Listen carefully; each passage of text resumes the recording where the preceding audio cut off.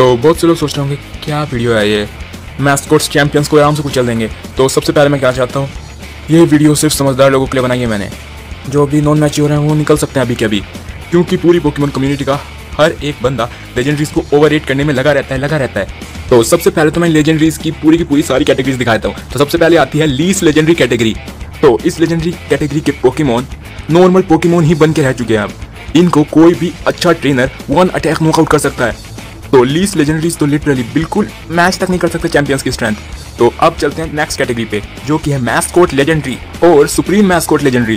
तो मैस्कोट का मतलब है 680 से 700 स्टैट वाले, और सुप्रीम मैस्कोट का मतलब है 700 से ज़्यादा स्टैट वाले पोकेमॉन।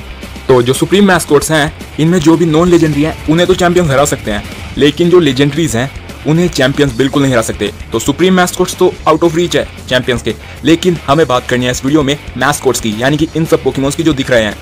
तो नॉन मैच्योर ऑडियंस की हद देखो तुम।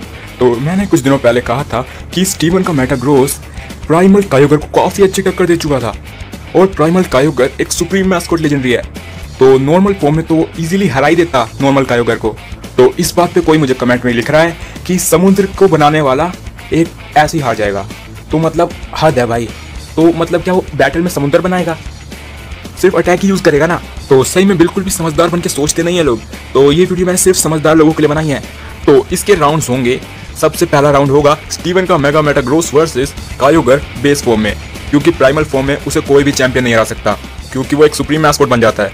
और सेकंड राउंड होगा म्यूटू वर्सेस सिंथिया का गार्चम्प, और लास्ट राउंड होगा world champion Leon versus supreme mascot Eternamax Eternatus. तो ये वीडियो को स्टार्ट करते हैं। तो तुम लोग सोच रहे होगे कि मेरी ये वाली वीडियो गई कहाँ। तो मैं कहना चाहता हूँ कि इस वीडियो में मैंने काफ़ी सारे फीट्स नहीं लिए, जैसे कि मेरे को बहुत सारे कैमियो अपीयरेंस मिल गए हैं ज़ायगार्ड के, और भी बहुत सारे साइड सीरीज और बहुत सारे कॉमिक्स से भी फीट्स मिल गए हैं। तो मैं उन सबको मिलाकर एक वीडियो बनाऊंगा, जो कि मेरी इस सीरीज़ की पोसेस सीरीज़ की लास्ट वीडियो होगी। तो ये बहुत वक्त बाद आएगी, इसलिए मैंने पुरानी वाली डिलीट कर दी है, क्योंकि उसमें मैंने बहुत सारी गड़बड़ कर दी थी। तो अब इंट्रो लगा के स्टार्ट कर सकते हैं वीडियो को।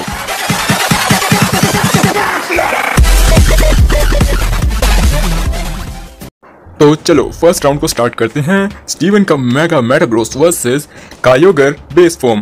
तो स्टीवन के मेटाग्रोस ने प्राइमल कायोगर के ओरिजिन पल्स को इजीली डोज कर लिया, जो कि सिर्फ और सिर्फ 3 सेकंड में हॉरिजॉन तक पहुंच गया, पूरे के पूरे समुद्र के पार। तो कैलकुलेशंस के हिसाब से इस ओरिजिन पल्स की स्पीड 10 किलोमीटर सिर्फ और सिर्फ 3 सेकंड में इतनी फास्ट थी, और स्टीवन के मेटाग्रोस ने इजीली इस अटैक को डोज कर लिया। और नॉर्मल फॉर्म में कायोगर ओरिजिन पल्स अटैक नहीं कर सकता, और इसके जितने भी अटैक थे उन्हें एक ग्राउडोन जैसा स्लो पोकेमॉन भी आराम से डोज कर गया। तो स्टीवन का मेटाग्रोस को तो एक अटैक टच भी नहीं कर पाएगा नॉर्मल कायोगर का। और स्टीवन के मेटाग्रोस ने तो प्राइमल कायोगर को भी काफी ज्यादा तगड़ा वाला डैमेज दे दिया था अपने मीटियोर मैश अटैक से। और नॉर्मल कायोगर तो एक इलेक्ट्रिक नेट से काफी ज्यादा तगड़ा डैमेज ले गया था, भले ही बाद में उसने इसे तोड़ दिया हो, लेकिन काफी डैमेज मिल गया था इसे। और नॉर्मल कायोगर तो एक क्रोगंक जैसे पोकेमॉन से पॉइजनड हो गया, और अगर इसका इलाज नहीं होता तो वैसे ही मर जाता जहर से।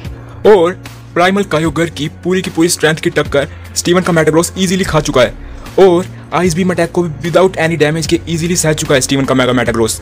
तो स्पीड, डोजिंग और ड्यूरेबिलिटी में नॉर्मल फॉर्म कायोगर से तो आगे ही है स्टीवन का मेटाग्रोस। और नॉर्मल कायोगर के अटैक्स, हाइपर बीम और हाइड्रो पंप जैसे अटैक स्टीवन का मेटाग्रोस इस तरीके से रोक सकता है, इवन टच तक नहीं कर पाएंगे ऐसे नॉर्मल कायोगर के अटैक्स। और स्टीवन के मेटाग्रोस की लिटरली कोई भी वीकनेस नहीं है, ये इजीली सह सकता है ब्लास्ट बर्न जैसे अटैक्स को भी। तो सुपर इफेक्टिव अटैक्स का कुछ घंटा नहीं बिगाड़ सकते। तो हाइपर बीम और हाइड्रो पंप जैसे अटैक जिनसे इसको अच्छा खासा रेजिस्टेंस है, वो अटैक इसका क्या बिगाड़ ले। और लास्टली अटैक पावर की बात रही, तो स्टीवन का मेटाग्रोस नॉर्मल कायोगर से उस चीज में भी आगे है। तो स्टीवन का मेटाग्रोस भले ही प्राइमल कायोगर को ना हरा पाए, लेकिन वो नॉर्मल कायोगर को बिल्कुल कुचल सकता है। तो चैंपियंस हरा सकते हैं मैस्कोट लेजेंडरीज को। फर्स्ट राउंड का विनर है स्टीवन।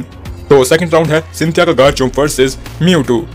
तो म्यूटू ने अपने जंबो शैडो बॉल के साथ ऑलमोस्ट अपने से 100 गुना बड़ा धमाका कर दिया, ऑलमोस्ट 300 यार्ड स्क्वायर तक का। और ओरिजिनल म्यूटू का ये अटैक मोस्ट यूज्ड अटैक है, शैडो बॉल।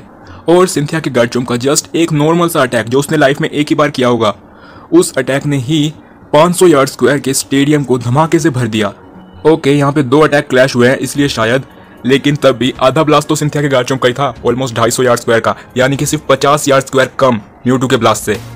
और म्यूटू 2 नौ सीखिए पोकेमॉन्स को एक अटैक में वन शॉट नहीं कर पाया। सिंड्रेस और लुकारियो आराम से खड़े हो गए इसका अटैक खाने के बावजूद। तो बहुत से लोग कहते हैं कि ऐश के खिलाफ म्यूटू ने सिर्फ एक फ्रेंडली बैटल किया, फुल पोटेंशियल यूज नहीं की। तो ठीक है, फुल पोटेंशियल यूज नहीं की इसने। तो एलीट फोर फ्लिंट ने एक फ्रेंडली बैटल ही किया था ऐश के खिलाफ, और उस फ्रेंडली बैटल में उसने अपनी फुल पोटेंशियल यूज भी नहीं की, और बिना फुल पोटेंशियल यूज किए ही ऐश का इन्फर्नेप जस्ट 1 अटैक में नॉकआउट हो गया उसके। और यहाँ ऐश के इन्फर्नेप को 7 बैजेस का एक्सपीरियंस था, जबकि लुकारियो और सिंड्रेस बिल्कुल 9 सीखिए हैं। और फ्लिंट के इन्फर्नेप ने तो अपना 100% असलियत में सिंथिया के गार्डचोम के खिलाफ दिया, जहां ऑलमोस्ट इसने काफी बुरी तरह मारने की कोशिश की उसे, लेकिन ये सिर्फ सिंथिया के गार्डचोम के 2 अटैक्स में नॉकआउट हो गया।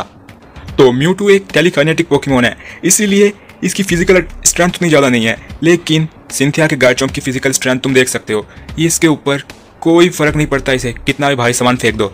और सिंथिया के गार्डचोम ने ऐसे पोकेमोन को जो कि पोल के अंडर ट्रेन हुआ है, पोल का स्टार्टर पोकेमोन है, और साथ ही साथ पूरे 3 रीजन्स का एक्सपीरियंस है स्टोटेरा के पास, इसे 1 शॉट कर दिया इसने। तो एज कम्पेयर टू सिंथियास गार्डचोम, म्यूटू ने किसी भी स्ट्रॉन्ग पोकेमोन को जो बहुत ज़्यादा एक्सपीरियंस हो उसे 1 अटैक नॉकआउट अब तक नहीं किया, बल्कि म्यूटू के अटैक्स ने आज तक किसी भी पोकेमोन को 1 अटैक नॉकआउट नहीं किया।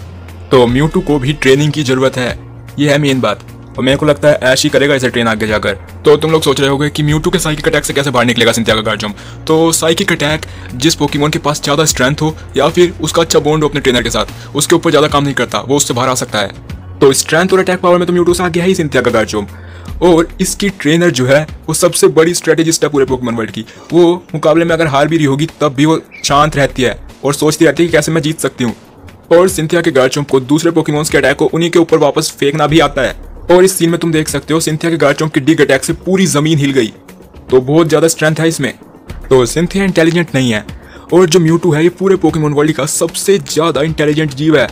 लेकिन एक प्रॉब्लम है, सिंथिया स्ट्रैटेजिस्ट बहुत अच्छी है, लेकिन जो ये म्यूटू है ये स्ट्रैटेजिस्ट अच्छा नहीं है, इसे अपनी पावर्स का ठीक से यूज करना नहीं आता। इसलिए मैं कहता हूँ इसे ट्रेनर की जरूरत है, क्योंकि इस जगह पर बताया गया है कि ये मशीनें जो थी ये म्यूटू की साइकिक पावर्स को सील करने के लिए थी, और दोनों पिकाचू ट्राई कर रहे हैं अपने थंडरबोल्ट के साथ इन मशीनों को तोड़ने का। और जो म्यूटू है ये भी साइकिक अटैक यूज कर रहा है, तो साइकिक अटैक से जब वो मशीनें इम्यून है तो उन पे साइकिक अटैक मत करो ना, शैडो बोल्ट कर सकता था ये। वैसे सही वक्त पे सही आइडिया तो किसी को भी याद नहीं आते, शायद म्यूटू को भी ना आए हो। तो स्ट्रैटेजी बेस भी सिंथिया ज़्यादा आगे है म्यूटू से, बट म्यूटू 2 चीज़ों में सिंथिया के गार्डचोम से ज़्यादा आगे है, जैसे कि पहले तो डिफेंस में और उसके बाद स्पीड में। तो सिंथिया के गार्डचोम वर्सेस म्यूटू का रिजल्ट है सिंथिया का गार्डचोम स्ट्रेंथ में, अटैक पावर में और स्ट्रैटेजी में म्यूटू से आगे है, लेकिन म्यूटू स्पीड और डिफेंस में ज़्यादा आगे है। तो इस फाइट में कोई भी जीत सकता है, कोई अनुमान नहीं लगा सकता इसका कौन जीतेगा। तो लास्ट फाइट है एटर्नेटस वर्सेस लियोन का चारिज़ार्ड। तो यहाँ पे मैस्कोट्स गए, सुप्रीम मैस्कोट आ गया, और एटर्नेटस का स्टैट याद है ना, इवन 1000 से भी ज़्यादा है। तो मैंने पोकेमोन जर्नीज के एपिसोड 44 और 45 के ब्लर पढ़े, और इनको जब मैंने जापानीज से इंग्लिश में ट्रांसलेट किया तो मुझे कुछ इस तरह की चीज़ें निकली हुई दिखी। तो Leon and Charizard couldn't continue without Dynamax energy.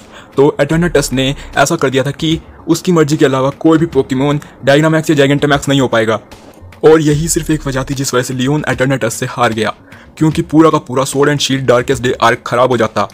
और मैं ये नहीं कह रहा कि लियोन एटर्नामैक्स एटर्नेटस को हरा देता, मैं ये कह रहा हूँ कि जितना कमजोर जैशन और जामाजेंटा ने उसे किया उतना ये कर देता और उसे कैप्चर कर लेता, जैसे कि गो ने कर लिया। तो लियोन पूरी तरह वर्ती है एज अ वर्ल्ड चैंपियन, ये आराम से कैप्चर कर सकता था एटर्नामैक्स एटर्नेटस को, लेकिन बस जाइगेंटामैक्स नहीं कर पाया अपने चारिज़ार्ड को।